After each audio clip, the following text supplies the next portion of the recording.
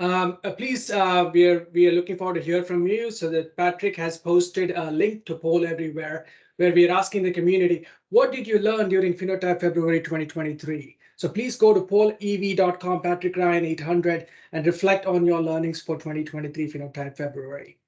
So what happened in week 4?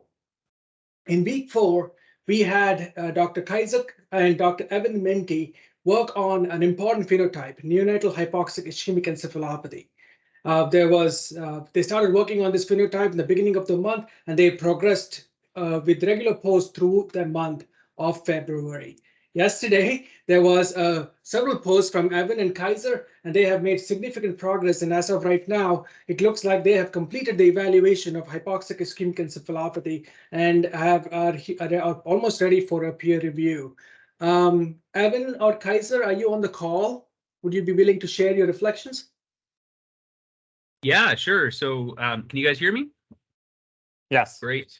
Reflection-wise, so it was I was working on this in conjunction with Khyzer, but also with the group at Johns Hopkins who are doing a class. So you'll see on the forum there that Tony, Alfred, Danielle, Kristen, and Stephanie were also independently developing some ideas around this phenotype. They have a diagram there that I think shows what a common approach to phenotype creation, where you might consider some components that are quite specific for direct entry into a cohort, and then nested criteria of less specific components that also might lead to cohort entry. Some learnings I thought were interesting. Age as a decimal worked way better than I thought it would. I was pretty worried about that, but big congrats to all the people doing ETLs out there. It didn't bomb on any data sets that I saw, and I think it actually did a great job. We have a age criteria of less than 0.02 years, which is the first time I've ever implemented anything like that in Odyssey, and is relevant to the work group we just heard about in perinatal medicine. Otherwise, we uncovered some vocabulary issues in this area. That I think we'll look to submit to the vocabulary work group. One of them is not a problem with mapping to ICD-10, which I brought up at a phenotype work group call. And as penance, I had to go back and fix all the concept sets I'd created that assumed that problem existed. And then finally, we looked to work out a systematic approach to prove out the adequacy of individual concept sets for cohort entry, and also look at the marginal contributions of more complex components.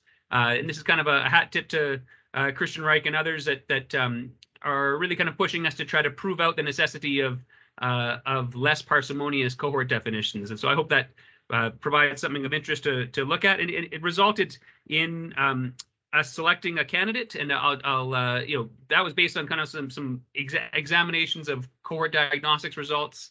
And I'll defer to or hand it over to Khyzer, because he also deployed the same definitions that were candidates against the Johns Hopkins data, and had some observations based on their existing registries. Yeah, thank you so much. Evan's been a wonderful friend in this endeavor, and I'll say that there's no way around chart review at my level. So we ended up doing chart review, evaluating the individual contributions and the marginal components and how things are going about. And we were able to compare each one of the definitions we were developing in real time to see the contribution and do real analysis in terms of sensitivity, specificity, positive predictive value along those lines. And it's nice where the sensitivity is functioning at over 95%. The specificity drops on and off depending on which components that we're adding. And one of the main things I learned during this month really is you could build a definition multiple ways. You could anchor it to ground truths. And one of the nice ground truths we found within the Odyssey community is just the age cutoff, because just that in itself is something really nice. And I know Paul Nagy, he's been bringing in, like, the students themselves have been incredibly excited because they've been able to build these things from not having any prior Odyssey experience to building these cohorts out with me. So it's been a lot of fun. I'm just grateful to this opportunity. Thank you. Evan and Khyzer, if I may ask, how many people have worked in this team of building this complex phenotype? Because I've seen about 20 phenotype definitions that were developed and evaluated during this process. Well, a lot of those I'd built out. In some ways, we were running a bit of a mini reproducibility challenge. Khyzer had to sink about 110 hours into a work week as a neonatal intensivist. And so a lot of these things were kind of being built out in anticipation of things that I thought he'd want. And then obviously the JHU class has been doing things, somewhat independently, but posting, very similar strategies to the ones that we were otherwise arriving to. So there were a lot of people involved, but they were in some ways, working in different silos, but getting the occasional chance to interact through, in particular, the forum. And so that encouragingly, I think we all arrived in a very similar place. And in particular, Khyzer and I both kind of arrived at a similar candidate definition, but from very different approaches. Great reflection. Thank you both. Thank you for pushing thank you for working hard and pushing the phenotype to completion. The community is grateful to you. The next up, we have the P11. Remember, we started out by targeting 10 phenotypes, but why stop there? We have a bonus phenotype. Maxim Moynat reached out and said, we would like to work on another phenotype, and this phenotype is the optic pathway glioma. Maxim, I know you're traveling, but if you're able to speak up, are you able to reflect on this work? Okay, maybe Maxim's not on the call, but thank you, Maxim, for leading this effort. So we're looking forward to providing any assistance that Maxim needs to get this to completion. So now, in week 4, we didn't stop here. We have other phenotypes that needed more work to be done. Several conversations with Dr. Alan Wu led to progress in the phenotype of Parkinson's disease. There are some recorded sessions that are available for the community review. The Parkinson's disease is almost at the stage of completion and would be ready for peer review. Dr. Christopher Macaulay, are you on the call, Dr. Macaulay, by any chance? Okay, so Dr. Macaulay worked in collaboration with Joel Swerdell to attempt to run Phevaluator on a rare disease phenotype. Joel was able to get Phevaluator executed on dermatomyositis and discuss with Dr. Macaulay the performance characteristics of the various candidate cohort definitions. That recording is available also to the community. And Dr. Mirza Khan, along with his collaborators from IQVIA, were able to develop and then subsequently evaluate definitions for ST elevated myocardial infarction. That phenotype will be subjected to peer review once they get to test their definitions on another set of data sources. They initially developed and evaluated their data sources, their phenotypes on some outpatient data sources, but because of the need for an inpatient care experiences, this phenotype is still ongoing development and evaluation. Azza, do you want to talk about this slide? What happened during Phenotype February 2023? Yeah, so that finalized week 4, which finalized the month. But we'll take a few minutes to reflect on what happened during the month on a very high level, and then we'll open it to the community and see what we got from the poll. So at the beginning of the month, we opened the poll of asking people what would they like to accomplish in Phenotype February, and those were the top responses. People wanted completed phenotypes. They wanted to compare phenotypes from other people work. They wanted to see sophisticated phenotypes. They wanted to have new collaborators and so forth. So let's see, Gowtham, if you go to the next slide. Let's see what we have accomplished. This is Phenotype February 2023 in numbers. So we had 11 phenotypes that were discussed in the forums, 5 of which had completely finished peer review and currently in the library, and another 5 actually now, because we had last week just being done. We had another phenotype that were completely developed from scratch, evaluated, and on their way to go to peer review and will progress to finally to the library. So in terms of phenotypes done, we completed our aim. We still have 5 to do peer review for, but that will finalize it. Those phenotypes, a lot of them, I'm going to say at least half of them, were pretty complicated or sophisticated in terms that they're not a presence of one code or so forth. They actually follow a sophisticated logic modeling the clinical description.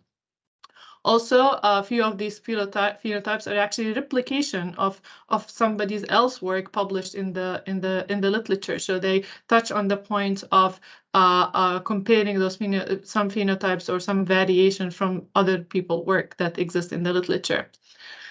We also had 4 debates and discussions that were addressed. We touched on topic related to what we do when we have different performance of phenotypes in different data sources. What can we do in terms of standardizing our cohorts and so forth. So we touched on some of the topics that were also of interest to the community. Of course, these debates are not done, but we'll see what our plan to formalize those discussions into a work that people can look into in the literature. We also have 7 Shiny apps that represent cohort diagnostics for the newly developed phenotypes that people can look at any time and will stay live in the data.azza.org. We have 32 collaborators who interacted on forums, attended calls, or left a post on the forums.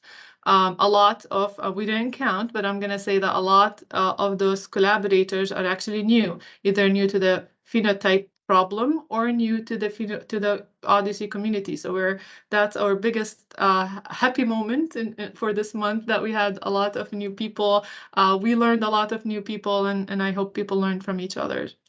To put all this in the academic format, we're having 9 publications that are currently planned. 8 are applied publications on those 11 phenotypes that are clinical application on the phenotype development and evaluation, and 1 overarching method paper that would talk about the process and the learning from the discussions and the frameworks that have been proposed as part of the debates and the discussions.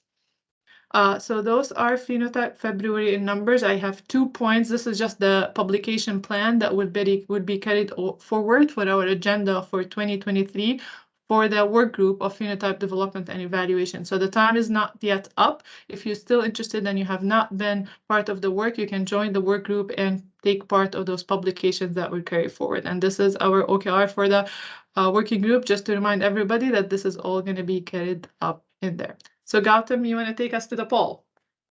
Yep. So let's see what the community has said. Patrick or Gowtham? Okay. Right. So the biggest learning that the community has said from Phenotype February 2023 is we need to focus on estimating measurement errors to determine if a phenotype algorithm is fit for use in a given database. It should not be a subjective opinion. And I think we all agree that subjective opinion leads to investigator bias in many cases. And so having objective criteria is the right thing to do.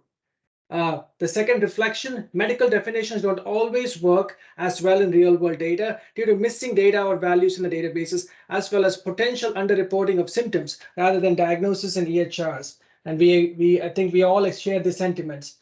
There's an ask too about how to use cohort diagnostics. And then that's what they learned, G. They learned how to use cohort diagnostics. They learned how to use cohort diagnostics. That's awesome. So, and there is, I learned that phenotyping is not as simple as picking a code.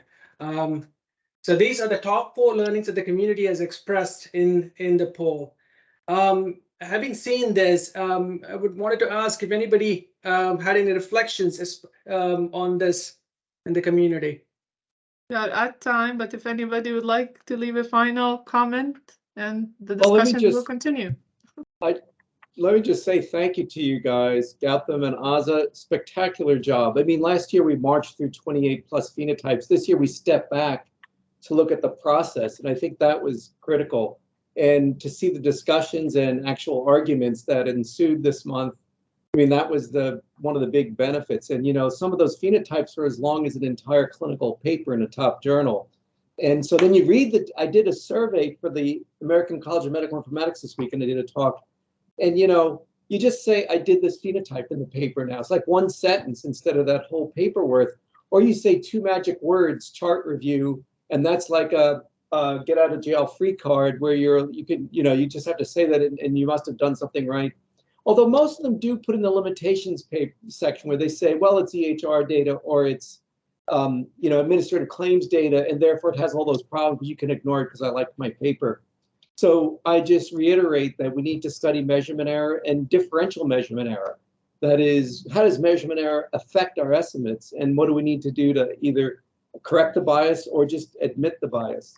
So I look forward to, and I also look forward to a lot more phenotype submissions to the library, but I look forward to more work, in the coming months.